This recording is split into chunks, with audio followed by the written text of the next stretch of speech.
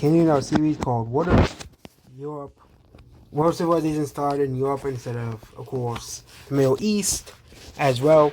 I know some people try to tell me that, but civilization did start in Europe, but we're talking about like the first civilizations started.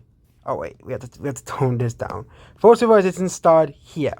This is where civilization started, and I have had to clarify this multiple times because people claimed that civilization started here. No, it started in here. Okay, I wish I would have to stop clarifying that. So that's why we started civilization this time up here. So this is the cradle of civilization in our timeline. And most cultures are based off of this civilization starters right here. So most cultures are based off the original European cultures that existed. The original Dutch culture, the original French culture, the original German cultures, which are all extinct now, but not really extinct. They have evolved over the decades and centuries, over the centuries that have gone on, but, the original cultures of Northern Europe have basically gone extinct. Heck, even the Iberian culture, which has not stayed the same, it has transformed. The ethnicities in Iberia have basically, not changed as well here. And yeah, but we have a major event happening, and that's with this kingdom. So basically, this country has basically been very, very stable. We had a few civil wars in the past, but it seems at the end of, with the fall of a certain country, obviously, South China, the power rankings have changed. Greece is now in the top 10 powers. Poland is still not in the top 10 powers. As well as Poland is significantly weaker now than they used to be one of the strongest countries in the world. However, they lost several wars to Hungary and Russia. However, Greece, for the first time and since forever, is in the top 10 powers now. But the number one power is having a massive power struggle. That's the Isaki Caliphate, which there are two leaders basically.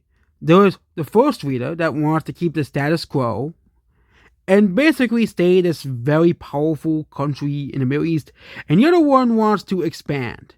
Okay, they want to expand into here, Greece, this country, and this country down here, and they want to eventually take over the Mediterranean coast and become the greatest and most impressive empire as well. So basically, the king does something that is,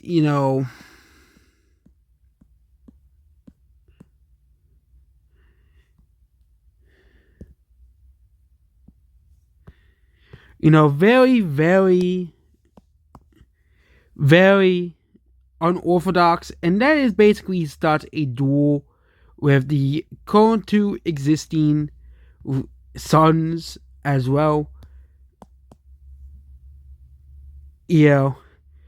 And the sons basically decide to have this duel, which isn't going to really end too well, obviously, here.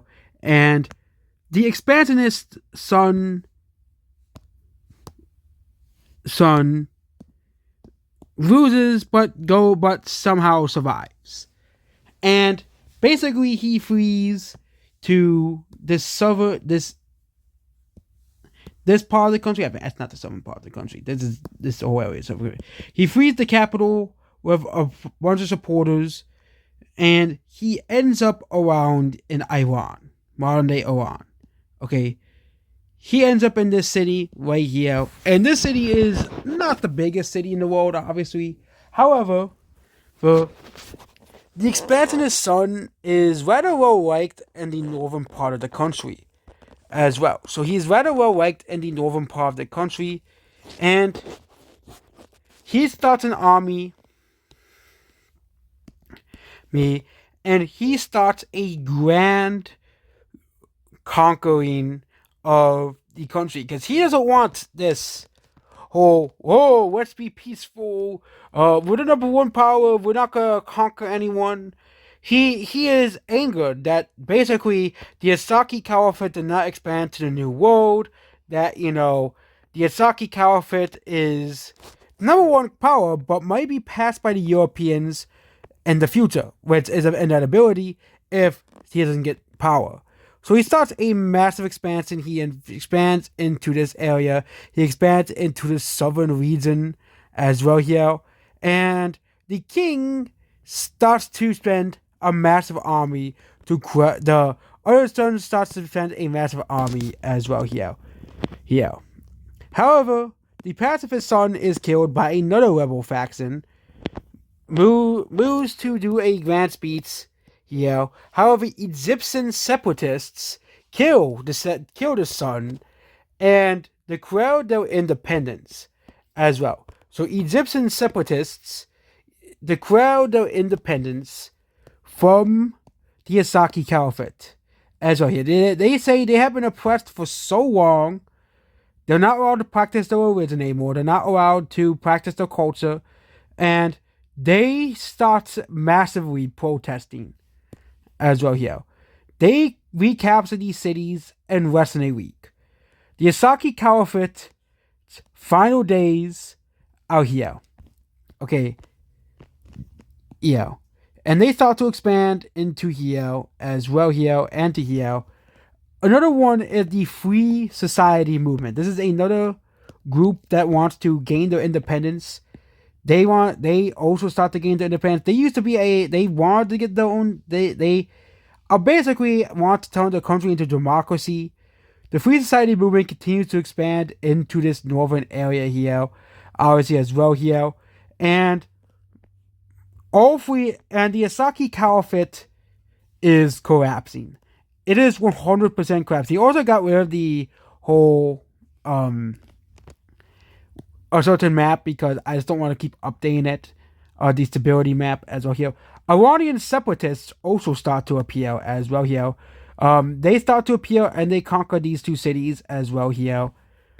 This country, which used to exist all the way over here, starts an invasion of here as well here. They start to invasion, and the Iranian separatists join this country right here as an opportunity to regain and reclaim their land back.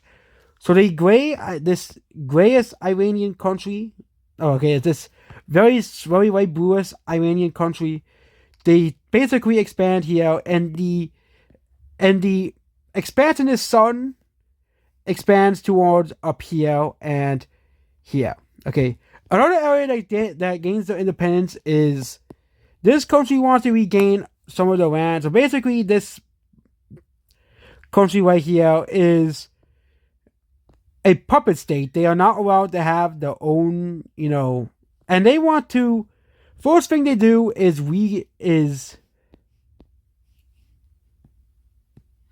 reclaim their religion, but we'll do that after. Here, however, they start a massive invasion of the northern part of the Asaki Caliphate. As the world is watching as that Egypt and now the Asaki Caliphate, one of the most powerful countries in the region, is collapsing right before its very eyes. Greece sees this as an opportunity to invade the neighboring country as well here. And Greece is the number 10 power in the world, and they use this as an opportunity to finally get revenge on Egypt and all of the caliphates that existed afterwards as well here. Anatolia also declared independence as well here. They also used to be our own country as well here. And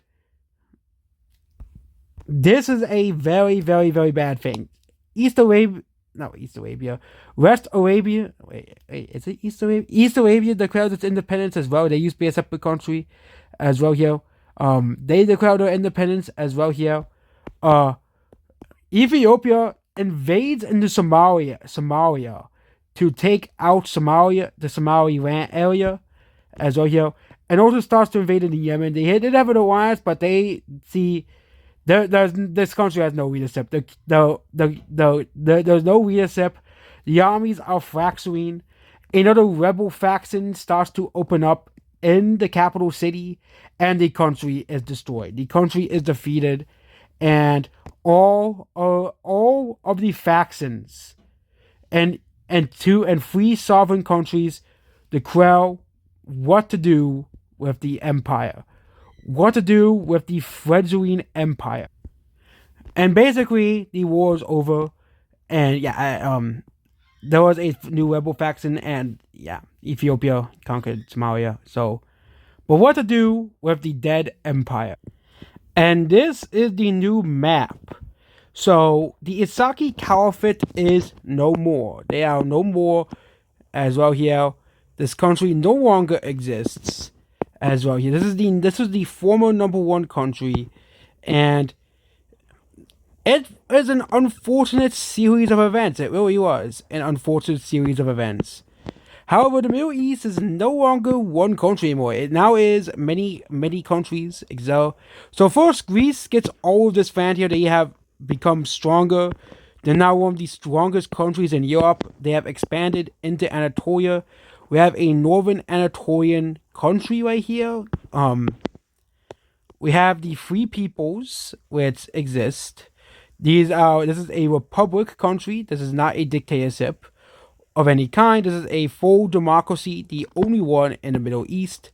As well here, they wanted to have an actual election system. They wanted to be a free country. They want to test a new idea, kind of like the United States did in real life. They're basically kind of like the United States as well here, and they all the provinces have equal representation, basically, regardless of population. If we have this Kurdish country, basically, right here, they exist as well here.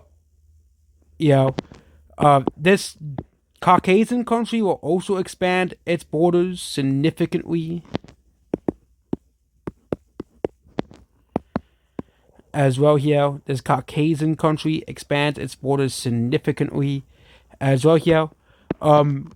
The other son, which is the only surviving member of his family's lineage, the expansionist son, he is happy with the results right now, and he is surrounded by significantly stronger powers, so he is gonna have to play his cards as well here.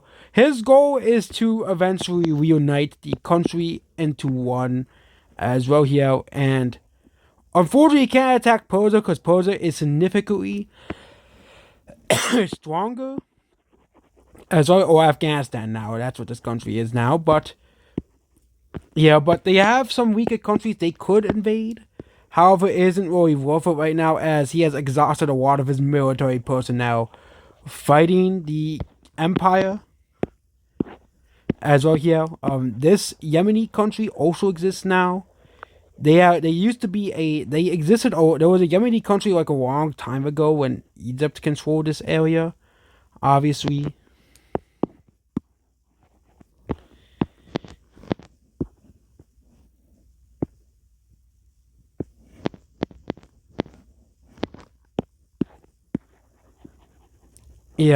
This country, of course, gains a lot of power, obviously. Yeah.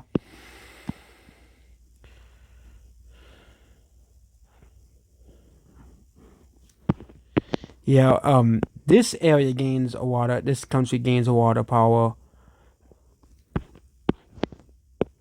South Arabia is officially independent. Is officially broken into multiple independent states, obviously, as well here. And all countries still follow, most of these countries still follow the same religion, so Ethiopia will fully annex Somalia.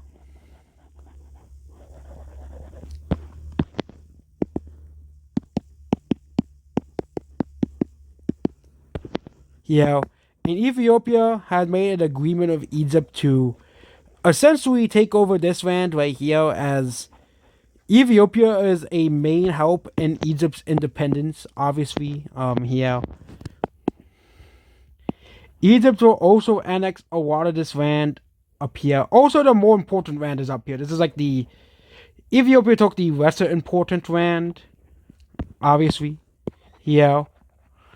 Well, let's hope that Egypt doesn't get a dictatorship down the line and tries to take back at land here as well here. They also take a lot of these provinces over here.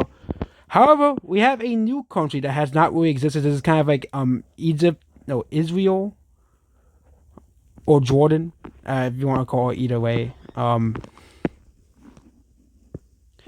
Yeah, but yeah, then we have to do the capital city of each one. First, we're gonna do the ideologies of every country right here. So every new country here has its own ideology. So first one is this country right here. This country, this country. So he has an ideology. This country, this little country right here, this country right here. There are so many new countries in the Middle East as well here. And yeah, so first is a kingdom.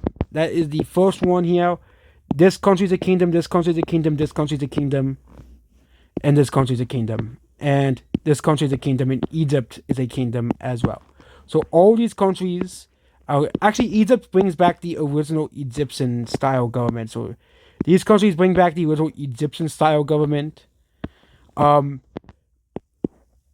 This country is a full democracy, as a partial democracy, as they are a new independent state. They can't be a full democracy just yet.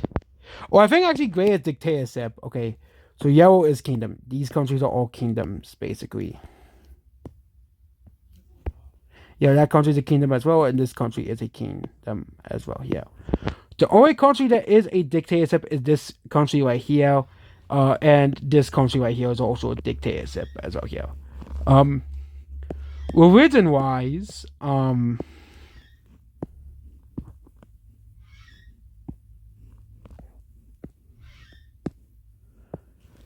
the purple religion, this religion, which has been oppressed for centuries, has now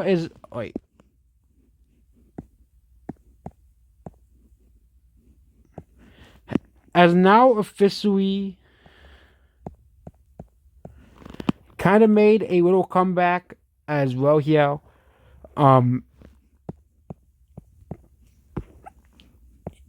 Yeah, the original Egyptian religion, which existed here, makes a massive comeback in the new Egyptian country, as Egyptians have been basically been stripped of their religion. However, before the country's fall, Egypt's religion has kind of made a comeback with only the Ethiopian areas still retain this country's faith. Obviously here. Oh wait, Egypt's religion is down here, okay. That's India's religion. However, Egypt's religion continues to make a massive comeback now, especially after the defeat of the empire. There are still some countries that cling on to the religion, that the dark green religion. However, most of Egypt basically returns back to the original Egyptian religion as well here. With the exception of these three provinces right here. Sinai also returns back to its religion, and a new religion is founded right here. Right around here. And Greece expands this religion into Anatolia here. And yeah. Also, a new religion has been created right around here. This is a blue religion. I don't know if we have used blue for a religion, but yeah, this blue religion has been created. As here, this is the a religion that was created like 200 years ago, but now they're allowed to actually practice it because they're an independent state. As well here, a lot of the people here practice this religion, and it has basically arrived. The green religion, however, continues to expand its way into Central Asia. And also, we gotta do Central Asia's updates as well here. So, basically, this country right here is in the midst of a civil war. The country does push back a little bit against the invasion here.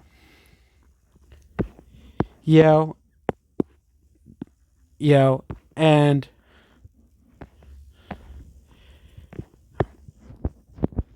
Yeah, and basically Central A the yeah people of these religions get pushed back. However, they do push back a little bit here, and this war has gone on for like 50 years at this point. This civil war. Um,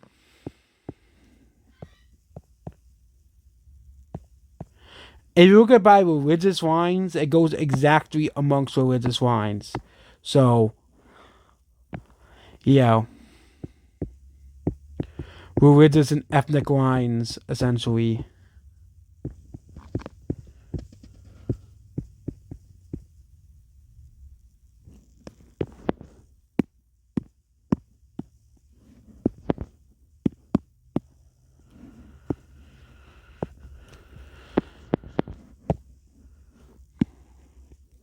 Oh, that's actual an actual lake. Okay, but now let's go back to the actual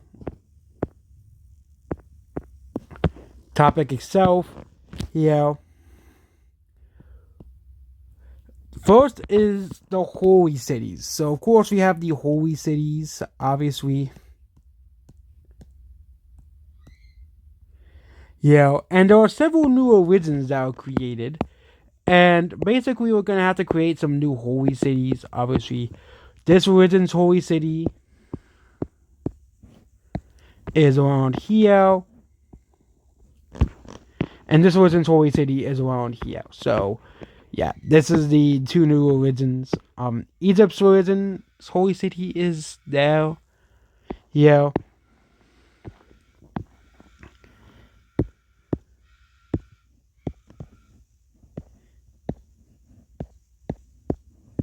Yeah, and of course now we're gonna have to do the capital cities.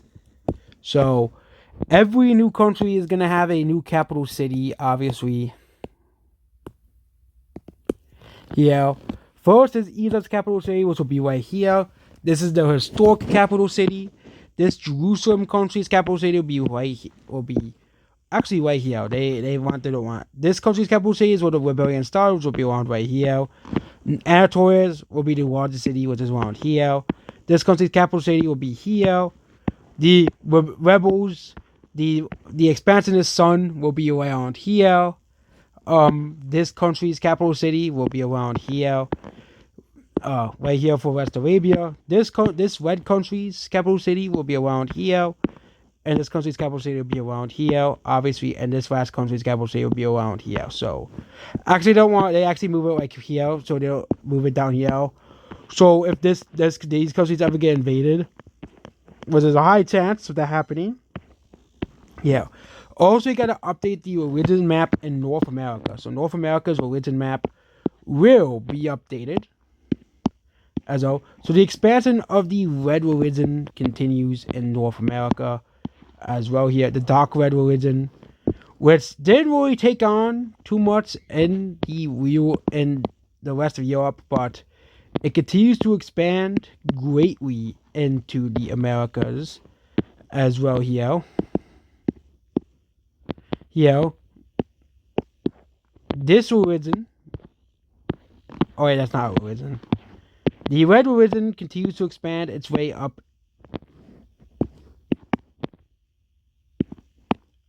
here.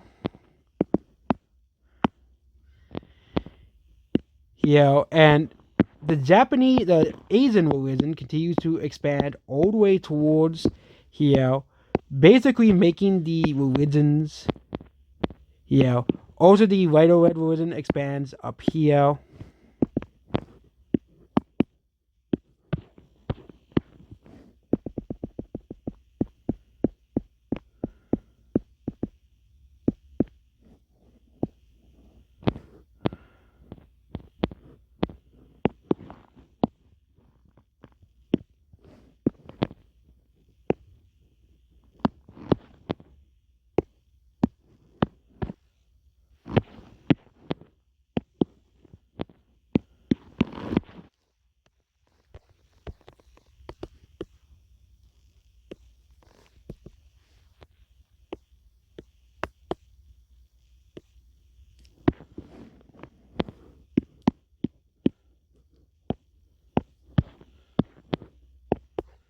Yeah, and basically the dark red religion and the red religion meets up as well here, and this is the religious map of North America. South America, where we have a mix of religions. That's kind of a, we're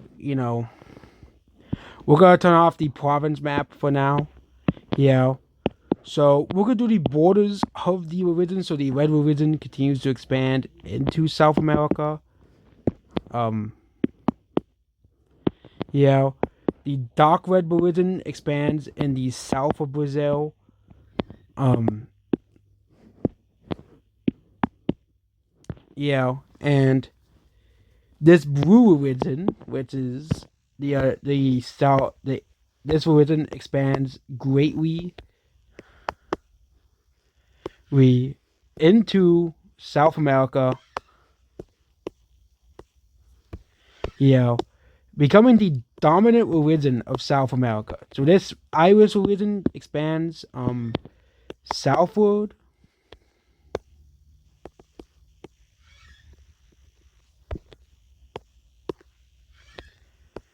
And the blue religion expands into South America more. And the pink religion expands as well. So also I think the red religion expands is also found here. So the red religion is existent down here. As many settlers in southern Argentina are of the red religion. So that is the religious map of the Americas currently as of now. So most of the religion currently is of these religions. Also, several people of this religion start to move into the Americas as well here. They start to move into around here. This is, of course, well, they actually moved into real life. Several people of this green religion start to move in, obviously, as well here. And it becomes a pretty big thing as well here. And this actually might cause some conflict in the future as well here. Same thing with this religion. Actually, I think these religions should be the same color. Okay.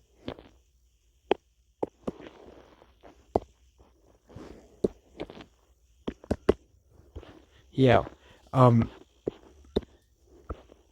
And the dark blue religion is kind of disrespected. Some of the dark blue religion does kind of expand outside of North Carolina.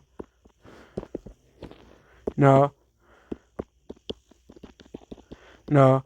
And they expanded to what is now Delaware from immigrants from Spain and Morocco as well here. And the Irish religion starts to catch on into what is now modern day here. Modern day, actually don't know what Canadian state it is, but yeah, modern day Maine as well here. The dark red religion continues to become big in the United States as well here, and Canada. The actual other red religion continues to expand into the Americas as well here. There are many areas where the red religion is pretty prominent as well here. But the religion map in North America is becoming pretty strange. Meanwhile, the religion map of South America is pretty straightforward as well. Well, most people in South America practice the same religion outside of Brazil as well here. And also there's some of the dark red religion in the fringes of Argentina as well here. And many of the Irish religion also live here, mostly in the southern area as well. Also, there was even some of the Russian religion that will expand greatly into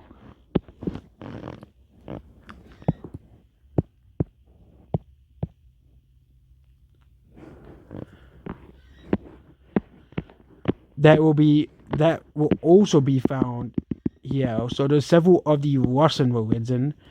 So currently, as of now, the North America is one of the most religiously diverse areas in the world. as millions of people from Europe are now starting to move into this half of the North America, as there isn't really much immigration from Asia to here. However, even from Asia, the Southeast Asian religion also starts to noticeably pop up in parts of the Bay Area, the Southeast Asian religion, and they actually start to form small majorities in the Central Valley as well here, and parts of the Red religion from immigrants from Italy and Italian colonies also start to form small ethnic enclaves in the red in the Japanese area as well here.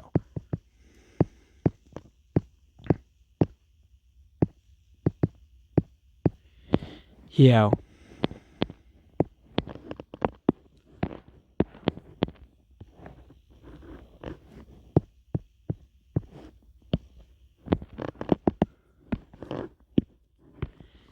Yeah. Yeah. And also a new religion pops up, which is another subset of the red religion. Of course, this is our answer to Mormon. This is okay. What color should we make this version of Mormonism? That color. A new religion pops up in the central area around here, and it's basically a bunch of people. There's no one living here at this current moment, and they start to form this little cult here. Yeah, and it's basically Mormonism as well here. So that is it about this video here, and yeah, a lot has happened as well here. Actually, okay. Oh, that's Chinese. I thought that was Japanese. Japanese area is over here. So the Chinese area experiences a lot of immigrants from Southeast Asia, obviously, and South China as well, which all practice a different religion, obviously, as well here. But yeah, that's about this video here. Goodbye.